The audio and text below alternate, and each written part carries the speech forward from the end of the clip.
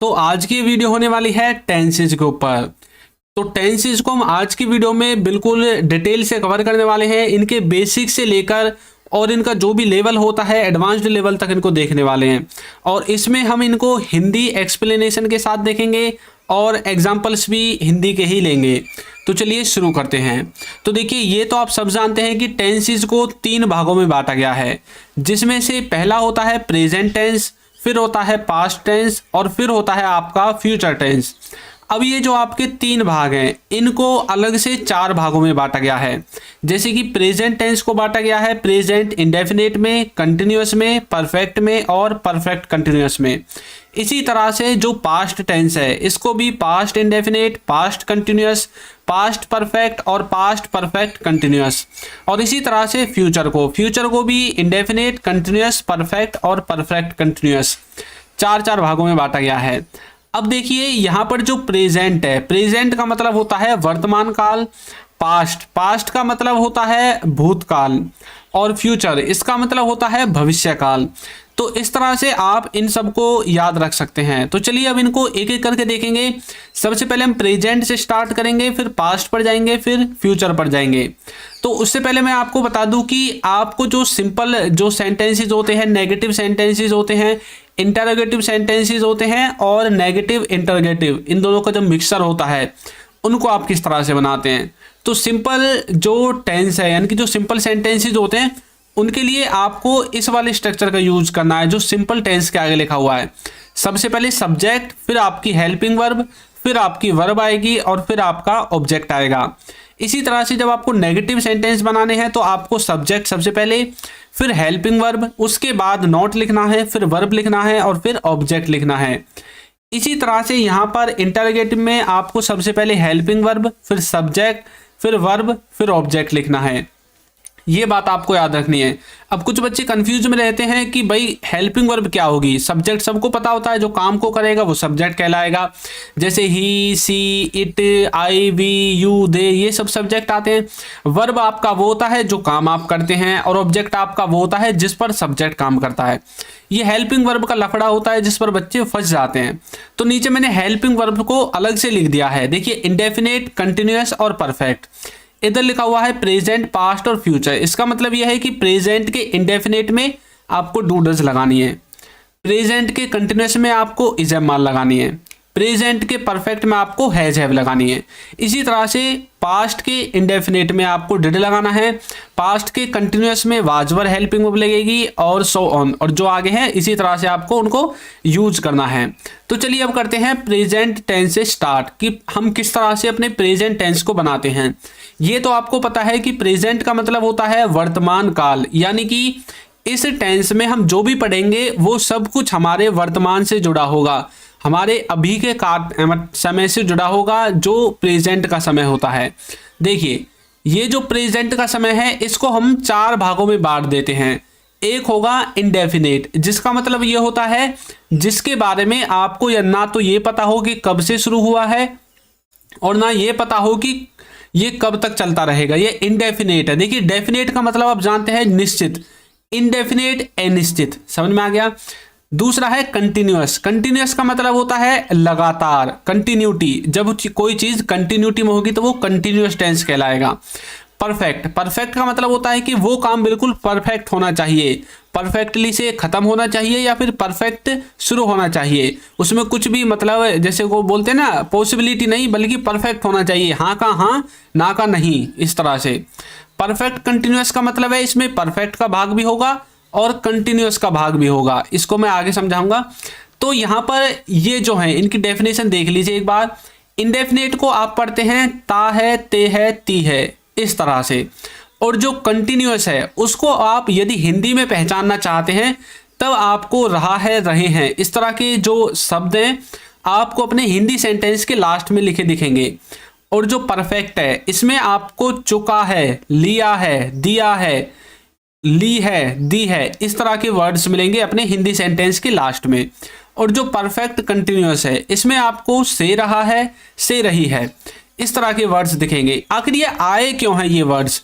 ये वर्ड्स इसीलिए आए हैं कि जब भी हम इंडेफिनिट टेंस बोलते हैं उसमें ज्यादातर आपको यही बोलना पड़ेगा, वह जाता है, वह खाता है, वह सोता है, वह लिखता है, वह पढ़ता है, वो बोलता है, वो नाचता है।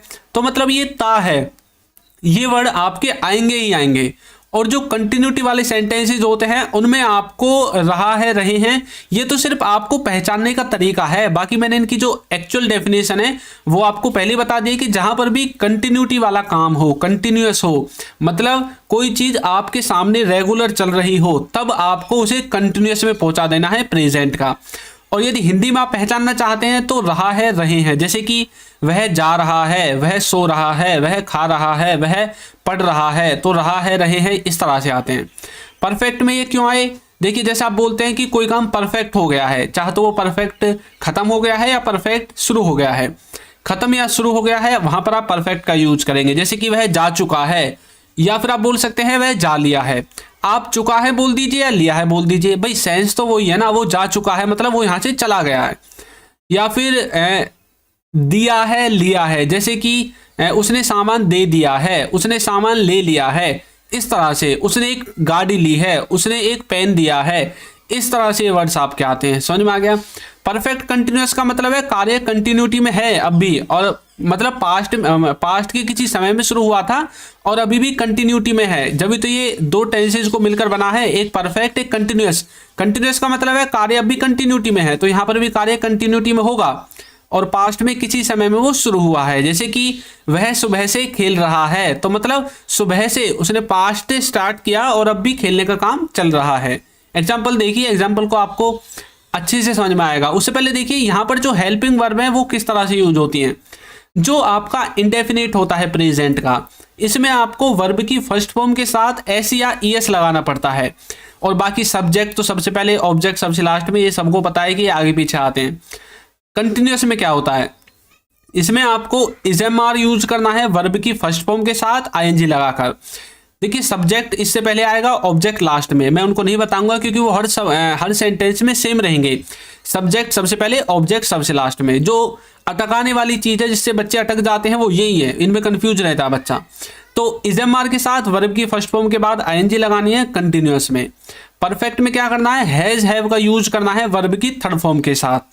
और जो आपका परफेक्ट कंटिन्यूअस है उसमें आपको हैज हैव के साथ बीन लगाना है। अब देखिए यहाँ पर जो परफेक्ट है, परफेक्ट और कंटिन्यूअस, इन दोनों के मेल से कैसे बना है। परफेक्ट की इसमें हेल्पिंग वर्ब हमने यूज कर दी हैज हैव। देखिए परफेक्ट में यूज किया ना हैज हैव, तो हैज हैव हमने कर दी परफेक्ट की हेल्पिंग वर्ब, उसके साथ बीन लगाकर। और कंटिन्यूअस की वर्ब यूज कर दी। कंटिन्यूअस में वर्ब क्या है, वर्ब की फर्स्ट फॉर्म के साथ आईएनजी। तो यहाँ पर देखिए वर्ब की फर्स्ट फॉर्म के साथ आईएनजी है, तो हमने कंटिन्यूअस की इसमें वर्ब यूज कर ली। परफेक्ट की हेल्पिंग वर्ब, कंटिन्यूअस की वर्ब, उसके बाद सिंस फॉर हमने समय के लिए लगा दिया। समझ में आ गया? अब देखिए आपको किस तरह से इनको फिट करना है। सब्जेक्ट सबसे पहले होगा, उसके बाद यहाँ से आपको हेल्पिंग वर्ब ले लेनी है। यहाँ पर हेल्पिंग वर्ब आ जाएगी, फिर मैंने आपको वर्ब भी बताई हुई है कहाँ पर कौन सी वर्ब आएगी, फिर आपको वर्ब लगानी है, फिर लास्ट में ऑब्जेक्ट आपका आता है। इस तरह से आपका सेंटेंस का जो स्ट्रक्चर है वो बिल्कुल रेडी है। अब आप सेंटेंस बना सकते हैं। तो देखिए यहाँ पर जो वर्ड्स आए थे जैसे इजएमआर, हैज हैव, ये कहाँ पर किसके साथ यूज होंगे, तो देख लीजिए।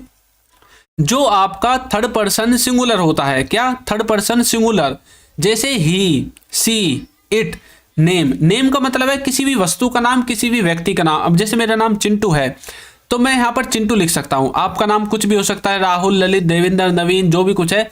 आप यहाँ पर अपने नाम को लिख के उनके साथ इज लगा सकते हैं। जैसे मेरा नाम चिंटू है तो मैं बोलूंगा Chintu is, Chintu was, Chintu has, Chintu does, इस तरह से। इसी तरह से he is, he was, he has, he does, मतलब इनके साथ हम इज, वाज, हैज और डज इनका यूज करते हैं। और बाकी जो डिड है, हैड है और विल है, इनमें कोई मतलब इनमें कोई रेस्ट्रिक्शन नहीं है, इनका आप सबके साथ यूज कर देते हैं। ही से इट के साथ भी, और जो भी बच जाते हैं उन सबके साथ भी। ये ऑलराउंडर हैं, सबके साथ यूज होंगे। अब इनके अलावा जो बचे जाते हैं उनको आपको इनको छोड़कर, ये जो थर्ड पर्सन है इनको छोड़कर बाकी सबके साथ यूज कर देना है। समझ में आ गया? तो चलिए देखते हैं प्रेजेंट इंडेफिनिट। इसमें हमने पढ़ा था ता है, ते है, ती है, ये इसकी पहचान है। इसमें स्ट्रक्चर है, सबसे पहले सब्जेक्ट, फिर वर्ब की फर्स्ट फॉर्म के साथ एस या ईएस आपको लगाना है, मैंने आपको बताया था। उसके बाद ऑब्जेक्ट लगाना है, जैसे कि वह जाता है, वह जाता है। अब देखिए इसमें हमने लिख दिया ही गोज। कैसे लिखा, वह क्या है आपका सब्जेक्ट, सब्जेक्ट क्या है ही, तो ही लिख दिया। उसके बाद लिखना है वर्ब की फर्स्ट फॉर्म के साथ एस या ईएस लगाकर। तो वर्ब क्या है, वर्ब का मतलब है कार्य, कार्य का मतलब है जो सब्जेक्ट काम कर रहा है। क्या काम कर रहा है यहाँ पर, वह जाता है, जाने का काम है। तो जाने को इंग्लिश में कहते हैं गो। अब गो हमने लिख दिया, उसके साथ एस या ईएस में से कोई एक लगा दिया, तो मतलब ईएस हमने यहाँ पर लगा दिया, बन गया ही गोज। अब बच गया ऑब्जेक्ट। अब देखिए यहाँ पर कुछ बचा हुआ है, नहीं बचा, ऑब्जेक्ट यहाँ पर है ही नहीं तो हम लगाएंगे नहीं, तो बोल देंगे खाली ही गोज, वह जाता है। मैं खेलता हूं तो बोलेंगे आई प्ले, आई आपका सब्जेक्ट है, प्ले आपका क्या है, प्ले है यहाँ पर आपकी वर्ब। अब बच्चे सोच रहे होंगे सर यहाँ पर ई एस आपने क्यों नहीं लगाया, यहाँ पर एस आई एस क्यों नहीं लगाया। तो ये जो एस या ई एस है ये सिर्फ तभी लगेगा जब थर्ड पर्सन सिंगुलर होगा। थर्ड पर्सन सिंगुलर मतलब ही सी इट। देखिए मैं आपको दिखाता हूं, यहां पर देखिए थर्ड पर्सन सिंगुलर मतलब ही सी इट। जब आपके ये होंगे तभी आपको एस या ई एस यहां पर लगाना है। देखिए आप देखते हैं तो लिखेंगे यू वॉच। अब देखिए ही सी इट नहीं है इन दोनों में, यहां पर आई है, यहां पर यू है। यू सेकंड पर्सन है, आई आपका फर्स्ट पर्सन है, जबकि एस या ई एस लगेगा थर्ड पर्सन सिंगुलर के साथ, तो इसलिए इनमें एस या ई एस नहीं लगा। तो अब यहां पर हमें कैसे पता चला कि ये सेंटेंस आपके प्रेजेंट इंडेफिनिट के ही हैं। तो यहां पर देखिए ता है, ता हूं, ते हैं, इस तरह से आपने पहचान लिया। और दूसरी जो मैंने इनकी पहचान बताई थी वो ये है कि कोई काम, देखिए इंडेफिनेट, इंडेफिनेट में क्या देखा है आपने, पहले देखिए डेफिनेट, डेफिनेट का मतलब है निश्चित, इंडेफिनेट का मतलब क्या हो गया, फिर जब डेफिनेट का मतलब निश्चित है तो इंडेफिनेट का मतलब हो गया अनिश्चित। मतलब जिस काम के बारे में ये ना पता हो कब से हो रहा है और कब तक होता रहेगा, तो वह जाता है। आपको ये नहीं पता कि वो कब से जाता है और कब तक जाता रहेगा, मतलब ये इंडेफिनेट काम होते हैं। समझ में आ गया, इस तरह से आप पहचान सकते हैं। अब हम देखेंगे प्रेजेंट के कंटिन्यूअस को। प्रेजेंट के कंटिन्यूअस को किस तरह से समझते हैं, तो इसमें हमने पढ़ा था इसकी पहचान में रहा है, रहे हैं, रही हैं। आपको हिंदी वाक्य के लास्ट में इस तरह के वर्ड्स मिलेंगे और इसका जो स्ट्रक्चर होगा वो कुछ इस तरह से होगा। उसमें सबसे पहले सब्जेक्ट, फिर इजएमआर में से कोई एक, फिर वर्ब की फर्स्ट फॉर्म के बाद आईएनजी आपकी लग जाएगी। और देखिए ये बात आप हमेशा याद रखना, सब्जेक्ट आगे और ऑब्जेक्ट पीछे, तो यहाँ पर जगह नहीं थी इसलिए मैंने ऑब्जेक्ट नहीं लिखा। तो इजएमआर और वर्ब की फर्स्ट फॉर्म के बाद आईएनजी, इस तरह से आप कंटिन्यूअस को पहचानोगे। कंटिन्यूअस की पहचान यही है कि उसमें वर्ब के साथ हमेशा आईएनजी लगेगी। देखिए वह जा रहा है, मैंने आपको बताया था कंटिन्यूअस का मतलब है कि कोई चीज रेगुलरिटी में है, कंटिन्यूटी में है। तो यहां पर क्या है, वह जा रहा है, मतलब उसके जाने का काम अभी कंटिन्यूटी में है, रेगुलरिटी में है, लगातार है। तो मतलब बोलेंगे ही इज गोइंग। ही आपका सब्जेक्ट है, इज आपका क्या है, इज यहां पर आपका है हेल्पिंग वर्ब। उसके बाद गो, देखिए गो आपकी वर्ब है और इसके बाद हमने आईएनजी लगा दी, गोइंग। समझ में आ गया, ही इज गोइंग, वह जा रहा है। मैं खेल रहा हूं तो बोलेंगे I am playing, I am playing. आप देख रहे हैं तो बोलेंगे you are watching, you are watching, आप देख रहे हैं। तो इस तरह से आप प्रेजेंट कंटिन्यूअस टेंस को याद कर सकते हैं। कोई काम रेगुलर अवस्था में चल रहा है वहां पर आपको प्रेजेंट कंटिन्यूअस टेंस का यूज करना है बोलने में, और हिंदी में आप इससे पहचान सकते हैं। जब आपको इस तरह के वर्ड्स अपने सेंटेंस के लास्ट में लिखे हुए दिखाई दें तो समझ जाना है कि ये कौन सा टेंस है, प्रेजेंट का कंटिन्यूअस है। और इंग्लिश में आप इस तरह से पहचान सकते हैं, आपको इंग्लिश के सेंटेंस में इजएमआर के साथ वर्ब की फर्स्ट फॉर्म के बाद आईएनजी जरूर मिलेगी, जो भी प्रेजेंट का कंटिन्यूअस टेंस का सेंटेंस होगा। समझ में आ गया। अब देखिए यदि अभी तक आपने हमारी बुक्स को परचेज नहीं किया है तो लिंक डिस्क्रिप्शन बॉक्स में है, वहां से जाकर आप उन्हें परचेज कर सकते हैं। और इनके लिए आपको पे करना पड़ेगा, लेकिन हमारा जो ऐप है वो फ्री ऑफ कॉस्ट है। इसके लिए आपको एक पैसा भी पे करने की जरूरत नहीं है। इसका लिंक आपको नीचे डिस्क्रिप्शन में मिल जाएगा और इसमें भी हमने complete spoken English grammar cover कराई है, तो जरूर जाकर इसको भी डाउनलोड करें। तो चलिए आगे देखते हैं। अब है हमारा प्रेजेंट का परफेक्ट, प्रेजेंट का परफेक्ट टेंस। इसका जो पहचानने का ढंग है, हिंदी के सेंटेंस में आपको मिलेगा चुका है, ली है, लिया है। इसी तरह से चुका है, लिया है, दिया है, इस तरह के वर्ड्स आपको हिंदी के सेंटेंस में लास्ट में मिलेंगे। और इसका जो बनाने का स्ट्रक्चर है सेंटेंस को, उसमें सबसे पहले सब्जेक्ट, फिर आपको लिखना है हैज, हैव के साथ वर्ब की थर्ड फॉर्म, और फिर आपको ऑब्जेक्ट लगाना है। देखिए जो हैज और हैव है ये किसके साथ यूज होंगे, जो आपका हैज है लिख लीजिए, हैज आपका यूज होगा थर्ड पर्सन सिंगुलर के साथ, जो मैंने आपको पहले बताया था। यानी कि ही, सी, इट के साथ आपको हैज का यूज करना है, बाकी सबके साथ आपको हैव का यूज करना है। देखिए वह जा चुका है तो बोलेंगे ही हैज गॉन, तो ही आपका थर्ड पर्सन है इसलिए हमने इसके साथ हैज का यूज कर दिया और वर्ब की लगा दी कौन सी फॉर्म, थर्ड फॉर्म। गो, वेंट, गॉन, तो गॉन कौन सी फॉर्म है, गो की थर्ड फॉर्म। नेक्स्ट देखिए मैं खेल लिया हूं तो बोलेंगे I have played, I have played. यहां पर क्या है, यहां पर जो आपका प्ले है इसकी थर्ड फॉर्म में ईडी लगाकर प्लेड, और जो हमने हैव यूज किया है क्यों, क्योंकि ये थर्ड पर्सन सिंगुलर के अंदर नहीं आता है आई। आपने किताब ले ली है तो बोलेंगे you have taken the book, you have taken the book, आपने किताब ले ली है। इस तरह से आप प्रेजेंट परफेक्ट टेंस का यूज कर सकते हैं। अब हम देखेंगे प्रेजेंट परफेक्ट कंटिन्यूअस टेंस को। इसकी जो पहचान है उसमें आपको मिलेगा से रहा है, से रहे हैं, या फिर से रही है।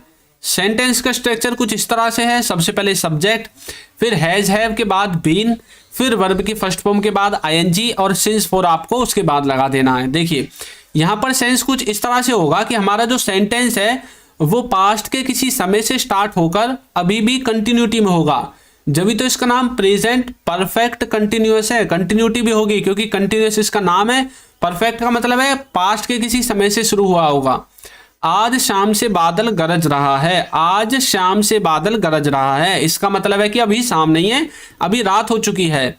तो आप बोल रहे हैं कि भाई शाम से बादल गरज रहा है, तो मतलब अभी भी गरजने का काम बादल का चल रहा है। तो बोलेंगे the clouds have been thundering since this evening, the clouds have been thundering since this evening, मतलब आज शाम से बादल गरज रहा है।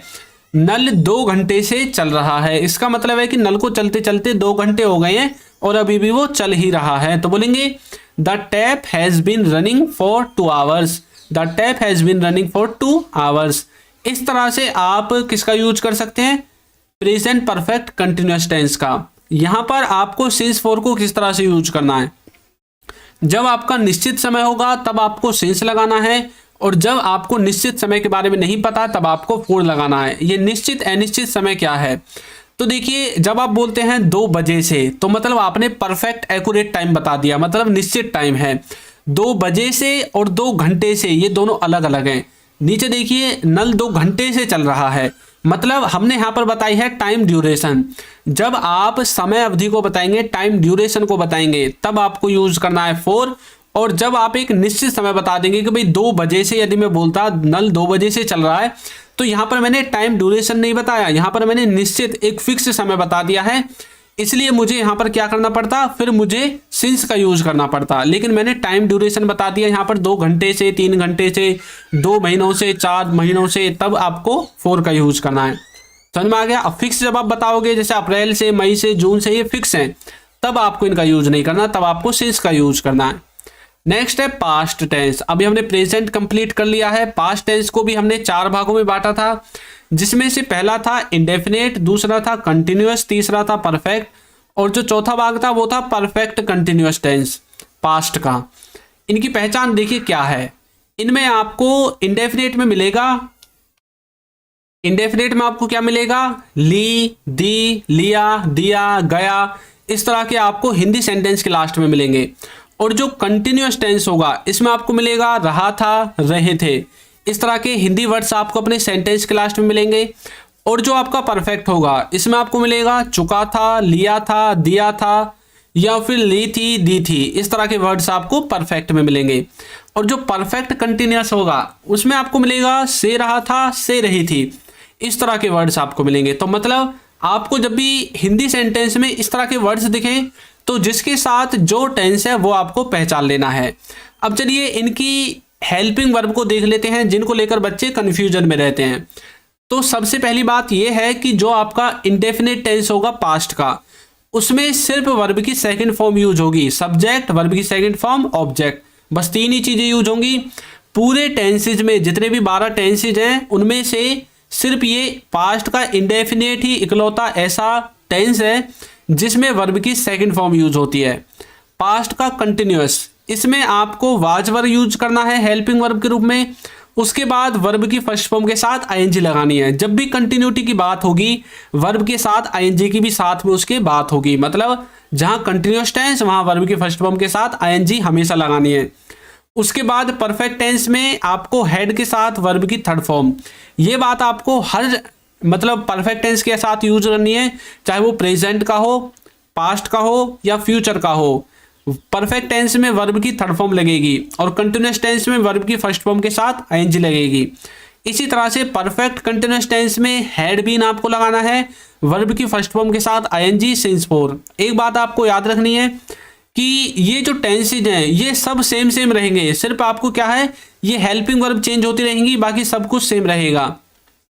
स्ट्रक्चर आपको पता है, सब्जेक्ट सबसे पहले, हेल्पिंग वर्ब यहां से आ जाएगी, जैसे कंटिन्यूअस में हेल्पिंग वर्ब है वाज वर, तो वाज वर यहां पर आ जाएगा। वर्ब है वर्ब की फर्स्ट फॉर्म के साथ आईएनजी, तो वर्ब के साथ आ जाएगा वर्ब की फर्स्ट फॉर्म के साथ आईएनजी, और लास्ट में आपका ऑब्जेक्ट आ जाएगा। इस तरह से आप पास्ट टेंस को समझोगे। तो चलिए इसको भी देख लेते हैं। इसमें आया था, लिया, ली, दी, इस तरह के वर्ड्स आपको मिलेंगे। स्ट्रक्चर बिल्कुल आसान है, सब्जेक्ट वर्ब की सेकंड फॉर्म ऑब्जेक्ट। वह जाता था तो बोलेंगे ही वेंट। आप खेले तो बोलेंगे यू प्लेड। कई बार हम बोलते हैं ना भाई आप खेले वहां पर, तो यू प्लेड। आपने देखा, मतलब कई बार बोलते हैं ना भाई आपने देखा वो मूवी शो, या फिर वो शो जो वहां चल रहा था आपने देखा, यू वॉच्ड। तो यहां पर देखिए यू सब्जेक्ट है, वॉच के पीछे ईडी लगाकर इसकी सेकंड फॉर्म और थर्ड फॉर्म सेम होती है, तो यहां पर हमने इसको सेकंड फॉर्म लगा दिया। प्ले के साथ ईडी लगाकर इसको सेकंड फॉर्म बना दिया और गो की सेकंड फॉर्म लिख दी वेंट। एक बात आपको यहां पर याद रखनी है, वह जाता था, इसको हम यूज्ड टू के द्वारा भी बना सकते हैं। पास्ट में कोई किसी काम को किया करता था उस वाले सेंस में, समझ में आ गया। तो पास्ट इंडेफिनेट को आप इस तरह से बनाओगे। पास्ट कंटिन्यूअस, इसको बनाने के लिए आपको क्या करना है, इन चीजों को याद रखना है। जिस वाक्य के अंत में रहा था, रहे थे, रही थी, यानी कि इस तरह के वर्ड्स जब आपको मिले तो यहां पर आपको ये चीज मतलब याद रखनी है कि पास्ट में जो काम कंटिन्यूटी में था, वहां पर आप पास्ट कंटिन्यूअस का यूज करते हैं। यदि कोई काम प्रेजेंट में कंटिन्यूटी में है तो प्रेजेंट कंटिन्यूअस, पास्ट में कंटिन्यूटी में तो पास्ट कंटिन्यूअस, मतलब वो रेगुलर अवस्था में चल रहा था पास्ट में, इसका ये मतलब है। जो इसका स्ट्रक्चर है उसमें सबसे पहले सब्जेक्ट, फिर वाज वर्ब में से कोई एक, वो डिपेंड करता है आपका सब्जेक्ट क्या है, फिर वर्ब की फर्स्ट फॉर्म के बाद आईएनजी और लास्ट में आपका ऑब्जेक्ट आ जाएगा। देखिए वह जा रहा था तो बोलेंगे ही वाज गोइंग, ही आपका सब्जेक्ट है। अब ही थर्ड पर्सन है इसलिए वाज आ गया, थर्ड पर्सन नहीं होता, सिंगुलर नहीं होता, तो आपको वाज की जगह वर का यूज करना पड़ता है। जैसे आई के साथ आप वाज का यूज करते हैं, लेकिन जब आप इनको छोड़कर जैसे आपने लिख दिया यू, तो आपको वर का यूज करना पड़ेगा। फिर गो के साथ आईएनजी लगा दी तो बन गया ही वाज गोइंग, वह जा रहा था। इस तरह से आपको याद करना है। अब कोई आपसे पूछने लगे कि भाई वो वहां पर क्या कर रहा था, तो आप बोलोगे वो जा रहा था, मतलब आपने उस काम को कंटिन्यूटी में होते हुए देखा था पास्ट में। जब आपने उसको देखा तो वो कंटिन्यूटी में था, समझ में आ गया। देखिए मैं खेल रहा था तो बोलेंगे आई वॉज प्लेइंग, आप देख रहे थे तो बोलेंगे यू वर वॉचिंग। अब मैं खेल रहा था, कई बार ऐसे बोलते हैं ना कि भाई वहां पर तुम क्या कर रहे थे, तो आप बोल रहे हो कि भाई मैं वहां पर खेल रहा था, तो मतलब पास्ट में आप किसी काम को कंटिन्यूटी में कर रहे थे, लगातार कर रहे थे, इसीलिए तो इसका नाम कंटिन्यूअस टेंस पड़ा। पास्ट के कंटिन्यूटी वाले कार्यों को बताने के लिए पास्ट कंटिन्यूअस का यूज करना है। नेक्स्ट है परफेक्ट, पास्ट का परफेक्ट। स्ट्रक्चर इस तरह से बनेगा, इसमें चुका था, ली थी, लिया था, दिया था, किया था, इस तरह के वर्ड्स आपको हिंदी में मिलेंगे। स्ट्रक्चर बिल्कुल सिंपल है, सबसे पहले सब्जेक्ट, फिर हेड, फिर वर्ब की थर्ड फॉर्म और उसके बाद ऑब्जेक्ट। एक बात आपको याद रखनी है, प्रेजेंट में हम क्या चीज यूज करते थे, परफेक्ट में हम करते थे हैज हैव, बाकी सब कुछ सेम था, तो यहां पर हमें हैड रिप्लेस कर देना है उसके स्थान पर, तो बन जाएगा परफेक्ट टेंस किसका, पास्ट का। वह जा चुका था तो बोलेंगे ही हैड गॉन। मैं खेल लिया था तो बोलेंगे आई हैड प्लेड। आपने किताब ले ली थी तो बोलेंगे you had taken the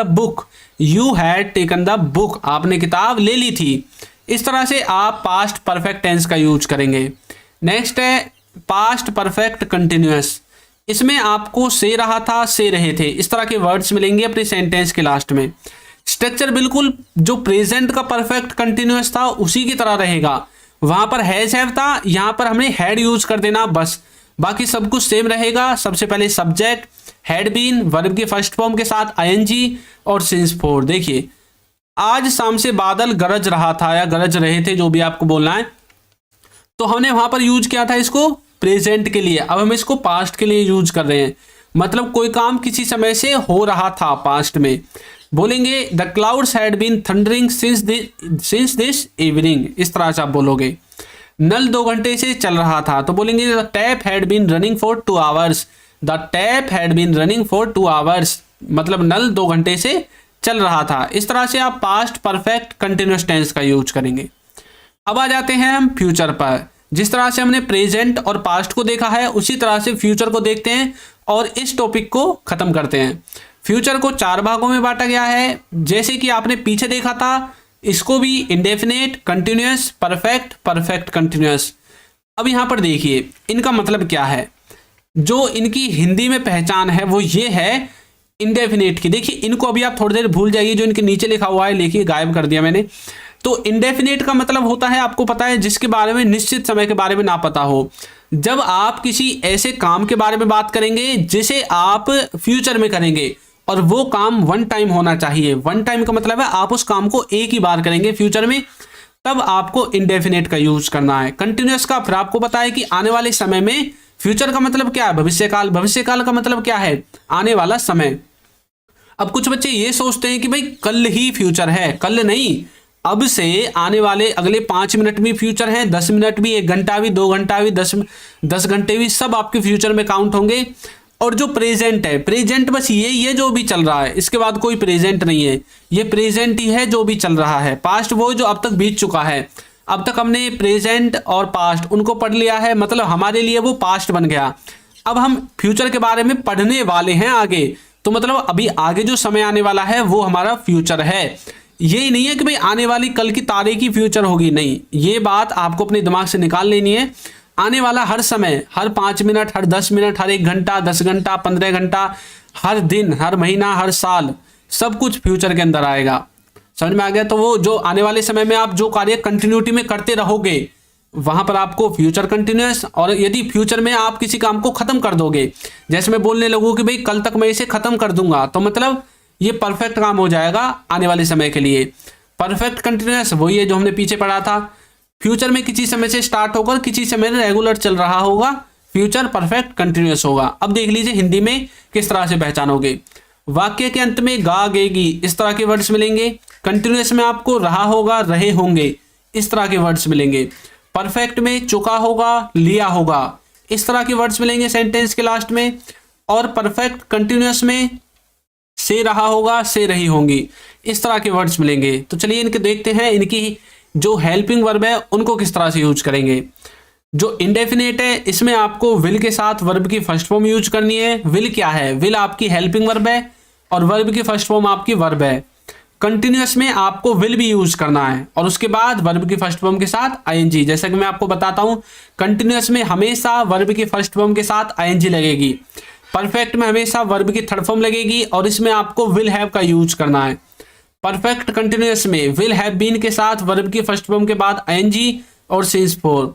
structure यही है, इसमें ही आपको इन सब का यूज करना है। तो चलिए एक एक करके देखते हैं। पहले हम फ्यूचर के इंडेफिनेट को देखते हैं। तो गागेगी ये आपको हिंदी में मिलेंगे। स्ट्रक्चर में सबसे पहले सब्जेक्ट, विल, वर्ब की फर्स्ट फॉर्म, ऑब्जेक्ट। वह जाएगा तो बोलेंगे ही विल गो, मतलब किसी कार्य को 1 टाइम में करेगा और आने वाले समय में करेगा। जैसे मैं बोलने लगूं कि भाई वह कल जाएगा शादी में, तो मतलब आने वाले समय में जाएगा, तो बोलेंगे ही विल गो। मैं खेलूंगा तो बोलेंगे आई विल प्ले। आप देखेंगे तो बोलेंगे यू विल वॉच। तो जहां पर भी आपको विल दिखे, विल, वो समझ जाना है कि फ्यूचर का सेंटेंस है। जहां पर भी विल दिखे फ्यूचर का सेंटेंस है। ऐसा कोई सेंटेंस नहीं होगा टेंसेज में जहां पर विल आपको नहीं दिखेगा फ्यूचर के लिए। चलिए आगे देखते हैं। कंटिन्यूअस में देखिए, रहा होगा, रहे होंगे, ये आपको हिंदी वाक्य के लास्ट में मिलेंगे। इसमें जो स्ट्रक्चर है, सबसे पहले सब्जेक्ट, विल बी, वर्ब की फर्स्ट फॉर्म आईएनजी। देखिए यहां पर भी विल है। देखिए वह जा रहा होगा तो बोलेंगे he will be going. He will be going, वह जा रहा होगा। मैं खेल रहा होगा या फिर मैं खेल रहा होऊंगा, जैसे भी आप बोल सकते हैं, तो बोलेंगे I will be playing. I will be playing. आप देख रहे होंगे तो बोलेंगे you will be watching. You will be watching. तो यहां पर हमने क्या सीखा कि आने वाले समय में हम किसी कार्य को कर रहे होंगे या फिर कोई सब्जेक्ट किसी काम को कर रहा होगा, फ्यूचर कंटिन्यूअस टेंस कहलाएगा। विल इसमें भी लगेगा। परफेक्ट जो परफेक्ट टेंस है फ्यूचर का उसमें भी देखिए विल है। तो फ्यूचर का कोई भी सेंटेंस हो सब में आपको विल दिखेगा ही दिखेगा, ये पहचान है फ्यूचर की। इसमें आपको चुका होगा, लिया होगा, इस तरह के वर्ड्स दिखेंगे। स्ट्रक्चर परफेक्ट की तरह ही रहेगा भाई, सबसे पहले सब्जेक्ट, फिर विल है, वर्ब की थर्ड फॉर्म और फिर ऑब्जेक्ट। वह जा चुका होगा तो बोलेंगे he will have gone, he will have gone. मैं खेल लिया होऊंगा तो बोलेंगे आई विल हैव प्लेड, मतलब आने वाले समय में मैं किसी काम को कर चुका होऊंगा। समझ में आ गया। आपने किताब ले ली होगी तो बोलेंगे you will have taken the book, you will have taken the book. इस तरह से परफेक्ट को यूज करोगे। अब लास्ट रह गया है फ्यूचर परफेक्ट कंटिन्यूअस। इसके बाद मैं आपकी प्रैक्टिस के लिए आपको एक सेंटेंस दूंगा जिसे आपको ट्रांसलेट करके बताना है।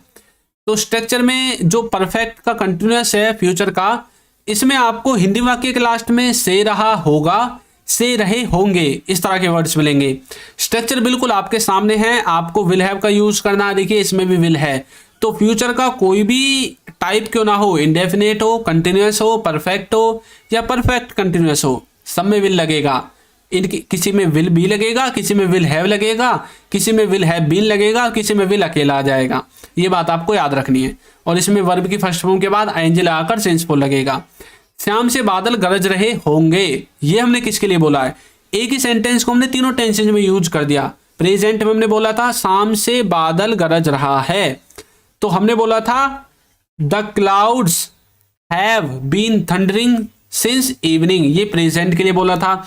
जब हमने इसको पास्ट के लिए बोला था तो बोला था शाम से बादल गरज रहे थे, पास्ट में थे आएगा थे। तो हमने बोला था the clouds had been thundering since evening, तो हमने विल हैव के स्थान पर यहां पर क्या यूज किया था? पास्ट में हैड। अब फ्यूचर की बात हो रही है तो हमें ना हैड यूज करना है ना हैज हैव यूज करना है, यहां पर यूज करना है विल हैव का कॉम्बिनेशन। कैसे बोलेंगे? The clouds will have been thundering since evening, मतलब शाम से बादल गरज रहे होंगे, किसके, कब? आने वाले समय में। समझ में आ गया। नल 2 घंटे से चल रहा होगा, तो ये बात कर रहे हैं हम आने वाले समय की, फ्यूचर की, भविष्य काल की। भाई आने वाले समय में 2 घंटे से चल रहा होगा नल, तो बोलेंगे the tap will have been running for 2 hours. इस तरह से आप फ्यूचर परफेक्ट कंटिन्यूअस टेंस का यूज कर सकते हैं। अब मैं आपकी प्रैक्टिस के लिए आपको एक सेंटेंस देता हूं, वह बाजार गया है, वह बाजार गया है। कई बार आपसे पूछते हैं ना भाई आपका भैया कहाँ है, तो आप बोल देते भाई वो बाजार गया है। अब इसको आपको कमेंट करके बताना है कि इसकी सही इंग्लिश ट्रांसलेशन क्या होगी, तो आपको इसको कमेंट करके बताना है। और बुक का लिंक और ऐप का लिंक आपको नीचे डिस्क्रिप्शन में मिल जाएगा, वहां से जाकर आप उन्हें डाउनलोड कर सकते हैं। तो आपको ये वीडियो कैसी लगी है जरूर बताइएगा। और यदि अभी तक आपने हमारे चैनल को सब्सक्राइब नहीं किया है तो चैनल को सब्सक्राइब कर दीजिए, वीडियो को लाइक कर दीजिए और एक अच्छा सा कमेंट करना बिल्कुल ना भूलें। Thank you.